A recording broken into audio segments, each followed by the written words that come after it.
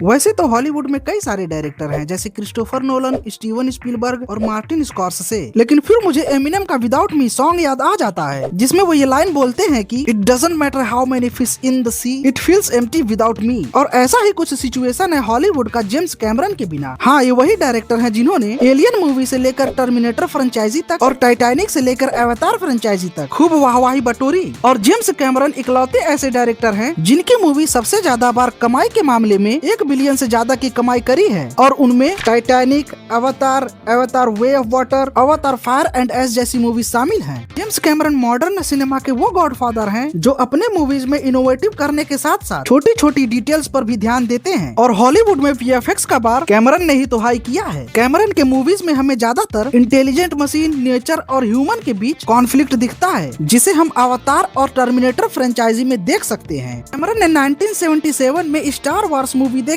और इसी मूवी ने कैमरन को फिल्म मेकिंग में हाथ आजमाने के लिए इंस्पायर किया। और 1980 में जेम्स कैमरन को एक कंपनी ने एज प्रोडक्शन डिजाइनर हायर कर लिया एंड द फॉलोइंग ईयर उन्होंने अपनी directional debut movie पिराना the spawning को डायरेक्ट किया, जो बॉक्स ऑफिस पर बुरी तरीके से पिट गई। लेकिन इससे हार न मानते हुए कैमरन ने खुद ही स्क्रिप्ट लिखने का डिसीजन लिया एंड एज रिजल्ट इन 1984 में एक्शन थ्रिलर मूवी टर्मिनेटर रही, जिसने जेम्स कैमरन के साथ साथ आर्नोल्ड श्वार्ज़नेगर को भी स्टार बना दिया, जो आगे चल के high tech big budget franchise बनी। इसके बाद कैमरन ने पीछे मुड़कर देखा ही नहीं और 1986 में एलियन, 1989 में दी एबिस और न जाने कितनी शानदार और सक्सेसफुल मूवी डायरेक्ट की।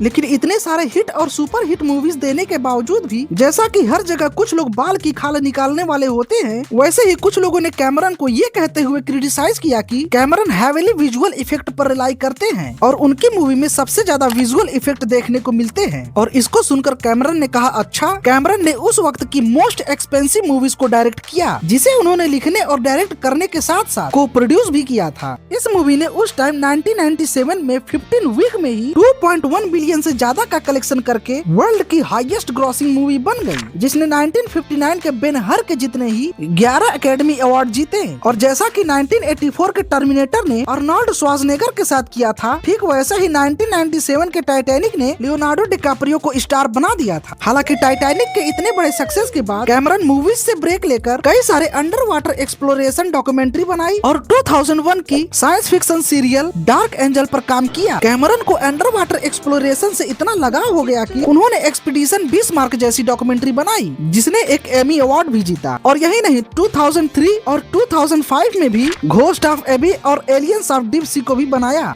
और मुझे लगता है कि इन्हीं अंडर वाटर एक्सप्लोरेशन डॉक्यूमेंट्री से इंस्पायर होकर 2009 में साइंस फिक्शन मूवी अवतार से कमबैक किया। इस मूवी में नोटेबल स्पेशल इफेक्ट होने के साथ साथ कमाई के मामले में टाइटैनिक को भी पीछे छोड़ दिया, जिसने वर्ल्ड वाइड 2.7 बिलियन से भी ज्यादा की कमाई करी। और यही नहीं, इस मूवी ने 2010 में जेम्स कैमरन को गोल्डन ग्लोब में बेस्ट डायरेक्टर का अवार्ड भी दिलवाया। और इस मूवी का कमाई का रिकॉर्ड 2015 तक रहा, जहां स्टार वार्स फ्रेंचाइजी की movie star wars force awakens ने तोड़ा। और इस मूवी का रिकॉर्ड एमसीयू की मूवी एवेंजर्स एंड गेम ने वर्ल्ड वाइड 2.8 बिलियन की कमाई करके तोड़ा।